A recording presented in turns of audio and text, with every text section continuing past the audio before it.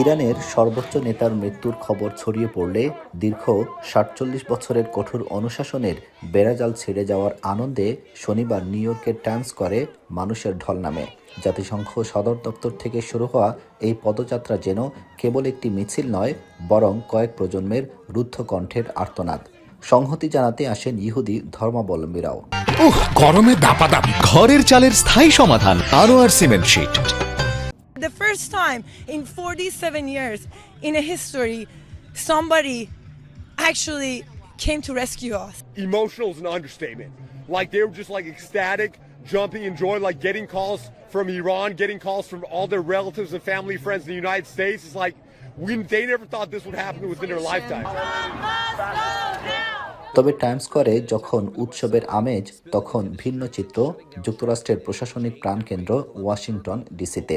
White হাউসের সামনে জড়ো হয়ে নতুন কোনো যুদ্ধের বিরুদ্ধে প্রতিবাদ জানাচ্ছেন শান্তিকামী মানুষ ও বিভিন্ন মানবাধিকার সংগঠনের কর্মীরা। তাদের দাবি, কোনো নেতার মৃত্যু যেন সাধারণ ইরানিদের ওপর মানবিক বিপর্যয় ডেকে না আনে। মধ্যপ্রাচ্যে সামরিক হস্তক্ষেপ বন্ধের দাবিতে নিউ ইয়র্ক ও শিকাগোর কিছু স্থানে বের হয় যুদ্ধবিরোধী মিছিল। Look, all I know is when Trump was running, he was going to end the Ukrainian war, he was going to end all wars, he wanted the Nobel Peace Prize, and all I've seen is chaos. I don't think the U.S. should be involved anywhere else except for the United States.